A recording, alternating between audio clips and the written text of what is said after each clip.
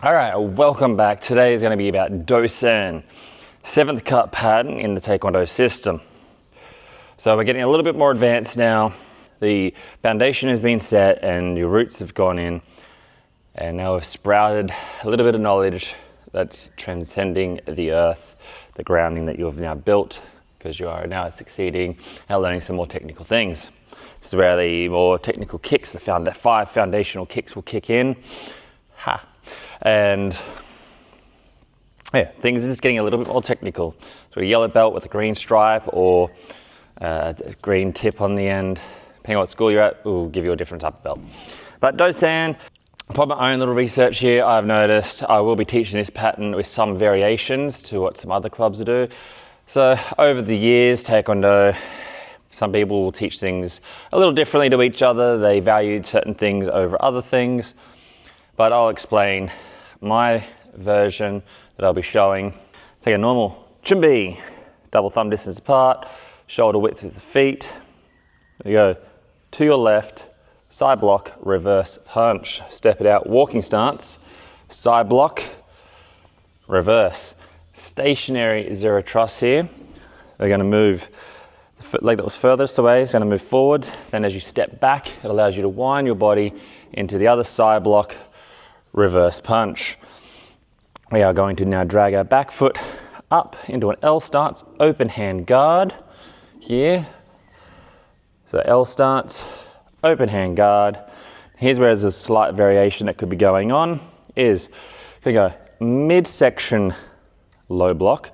So you're gonna sweep whatever they have in front, you're going to scoop it down out of the way, so you're hopefully opening them up. You're gonna take this hand, as you step forward, walking stance, and thrust. Let me repeat that, Open hand guard, midsection low, and thrust. This hand will naturally come back up and hover under the elbow. From there, you're going to pretend someone has grabbed you by the wrist. You're going to disengage, help to twist out of that as we do a spinning walking stance back fist. So the rear leg is going to tuck into the knee, step out walking stance from the waist, back fist. Step up, walking stance, back fist in a standard back fist position. And then backside spin to a side block reverse punch, like at the start of this whole thing. Turn, walking stance, side block, reverse, stationary zero trust, so do not double step with this. Side block, reverse punch. Here's another variant that would go on. Other people will go straight into the wedging strike here. I'm going to go a rear foot stance with an X guard. X guard. So you've now dragged your opponent onto you to then launch forward, delivering a twin wedging block. This also doubles as a strike, straight into the collarbones, shoulders, boom. Hopefully to knock whatever grip onto your shoulders off. Gonna kick. Mind you too, we've gone on a slight angle, maybe 30 degrees here. Kick, land, walking stance, double punch. That's a jab cross. Now we're gonna travel that way. So we're gonna move roughly 60, 90 degrees. In rear foot stance. I'll show this after the pattern what that is. In a X guard, step out, walking stance, wedging strike, front snap kick, double punch, jab cross. Now realigning ourselves back up the middle here, step across into a walking stance, rising block, and step forward, and again, walking stance, rising. Backside spin, sitting stance, chop, backhand to backhand, chop. Now, other people like to do a raise lower here. I like to send across. So you gotta look at your opponent, double step, and chop. So if we go there, look here, chop, right foot back, come on. Let's do that without so much talking. I have been getting comments that people want to see this with a bit more intent. So let's see if I can't do one with a little more intent now, eh?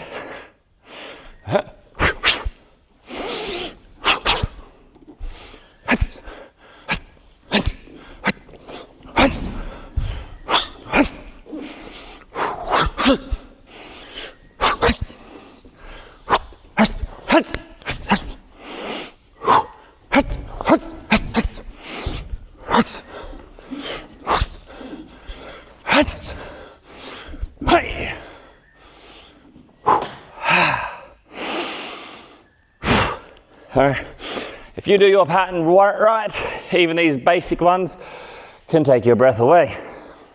All right, let's explain what is going on in this pattern. Happens 4 times. We have the walking stance, step it out, reverse walking. As you rotate in, side block. You want that motion to happen together. Here. Now, you may get taught of block, punch, 2 separate things. Big key is also to go and try and make it a dual technique. It does need to be 2 things here. Side block, reverse. So block, punch. Here. 2 separate things that go with the wind of your leg. Out. We have our L stance, open hand guard here. So I've got some nice lines. Remember keeping a foot on each side of the line, roughly one of your own feet distances away from yourself. Your foot should come through 80, 20 in weight. Should be able to lift without there being too much body movement. You're gonna get a little bit, but so hands come from behind and out, open hand guard. This functionally works like a side block. This one protects your diaphragm. So we have also now the thrust with the variation I'm talking about. Coming from here, we have a front hand up. We want to scoop. Could even be from a kick. You give it a quick knock, hopefully opening up their side, or you can quickly scoop in and take their arms and push it to the side. We want to open the sternum or the neck up for this. You can scoop, take this hand. Now, super important, getting close.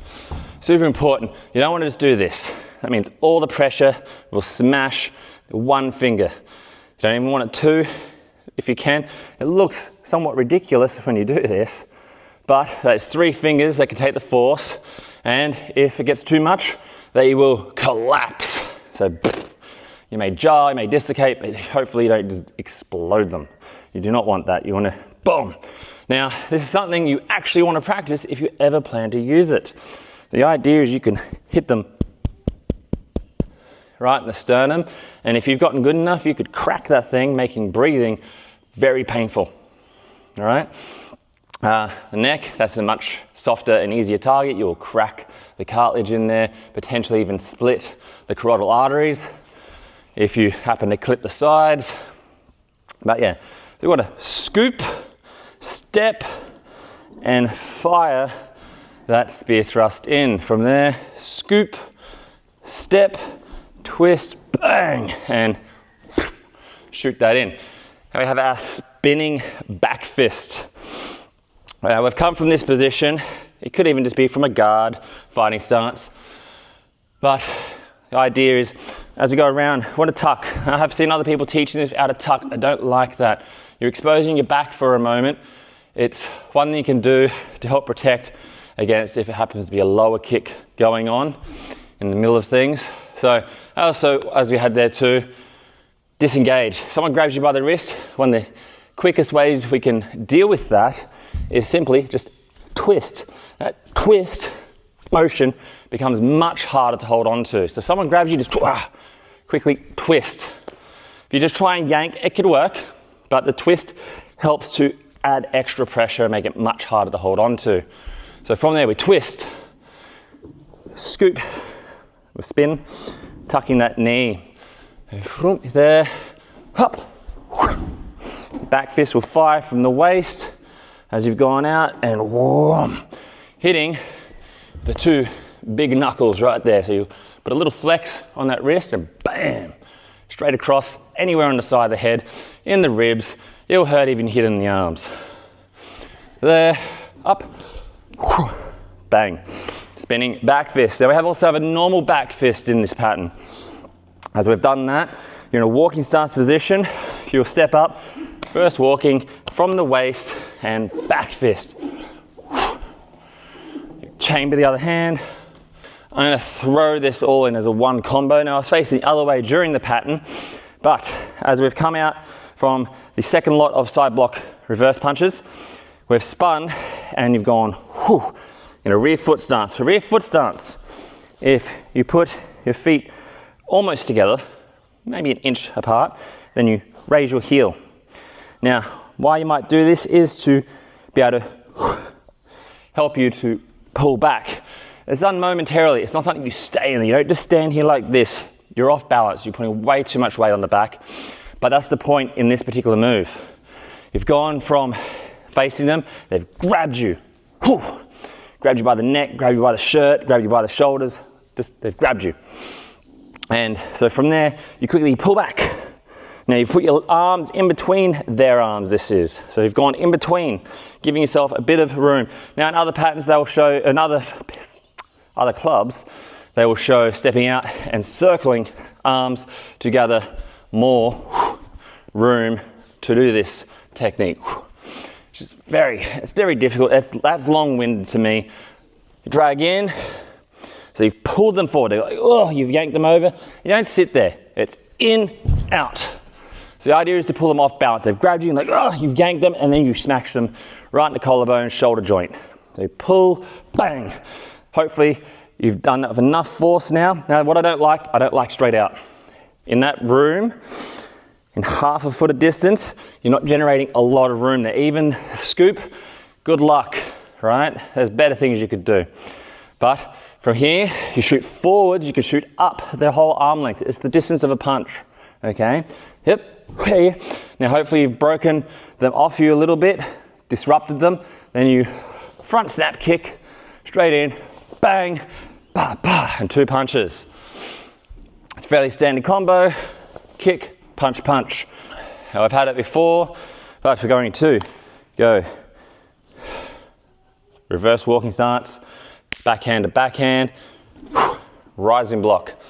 Keeping the wrist joint above your nose, which should make the fist just past your face, keeping enough of a slope, kind of like a snow roof, to hopefully glance hits that may come from over the top. And lastly, we have a sitting stance chop here. Sitting stance is a foundation, or horse riding stance, box stance. It's a foundation of martial arts. Now, if we look from the front here, I have effectively made a square from the front view here. That is your box or horse riding. Some people sit a bit higher because they're a bit lazy. This is a fantastic exercise. It's a static movement, static exercise. So it's not the best for building strength in your legs, but what it is good is building fortitude for your brain. If you can handle this, I trained with Mark Dacascos before, best known for being the big villain in John Wick 3. And when he was in his younger days, he would be taught by his mother, who was a wushu practitioner, and she would start the class with a 20-minute riding stance. And if you failed, you restarted your 20 minutes. Now, personally, I find people struggle just getting 10, 30 seconds. So for simplicity, if you want to practice stuff like this at home, aim for like 2 minutes, 5 minutes. Again, this is not a huge strength building thing. It only works you really good in one position. So it's not great for kicks and all that sort of business. It's the mental fortitude. If you can break through the pain barrier and the discomfort, that can help you drive through many other aspects in life. But I digress. We're doing sitting stance chop. So that is a ridiculously low sitting stance, but you'll step out, you can drop your weight, force yourself in the direction, have your hand up, palm facing in so you can cause full rotation as you come into this. So in a chop, You want, now I discourage full locking of the hands. You hit a forehead, a wall, a pole, anything that's fully rigid, then bang, you could hit it and your fingers all crack backwards. Horrible. Now, put a slight bend, that's natural. If you hit something stationary, hopefully your fingers bend in the way they're designed. Don't leave your fingers splay, they will become a Newton's cradle and all smash into each other and it really hurts, so you need it firm. Now personally, I like from around the base of the pinky knuckle and somewhere maybe a third into your forearm, and that is your strike zone. Across the joint. It sounds wrong. You train it, it becomes really tough. Rather than just smashing your hand, the bones in your hand are not big. But if you come down here and you get this guy involved, this thing here, radial or ulnar, I can't remember which one it is, but it's a lot bigger than the bones in here. Like I'm talking maybe 10 times bigger. So you get that guy involved. Now I'm not saying you don't get this involved up here as well, that bit of padding there, but you get the whole lot, you know, crack. It will do some damage. So again, these videos are long. I am teaching the whole aspect of the pattern, not just showing the pattern. So hopefully you've actually lasted this long. I'm not simply doing this so you can just pick up on what the pattern should look like. I want you to actually know. I have too many students, I've seen too many students who have not understood what's in their patterns. And if they had videos like this, then they hopefully won't need to ask questions, or will have questions for the instructors that they train with, and they can explain what I've said. If something's maybe slightly a disagreement, like I had some variants or so, and their instructor will hopefully have an answer as to why they do it the way they do it. I believe everyone should know what they're doing. There's too many students out there who just do it because their instructor told them to do it, but they don't know why they're doing it. So it's really important to know why you're doing it. You'll learn the pattern much better. When you are practicing it, you'll have much better intent over what you're doing, and just understand, and that's the point. The pattern is there to teach you your movements in a place like when you're at home or so. By doing it right, you're hopefully training your body to train it right. You don't want your reflex memory to be reflexing the wrong things. You want it to reflex the right thing. A good example is if someone were to jump out and startle you, then I've also been a scare actor, and a big response for people is to go, ah, like this. They lean backwards, hands go out, they drop to the ground in fetal, they turn around, huddle up, drop to the ground, run in the exactly wrong way they should, straight into some bushes or something. What I'd prefer your reflex memory to be, if someone startled you, is this. This is a soft guard. You have your hands in front of you. It's not necessarily threatening, so if your friend was just playing a prank, you haven't just gone wah and just punched them in the face for it. You go whoosh, like this. You have a moment to assess if they're being dangerous or not. You are not threatening them with a closed fist guard to start a fight, because you know maybe they've got a gun, and one of the best things you can do with a gun is just give them what they want, right? All right. Hopefully this has been helpful, and you've learnt how to get through Dos N, and I'll see you next time when we hit the senior belt ranks with One Ho. Yes, One Ho, green belt. See you next time, stay cool.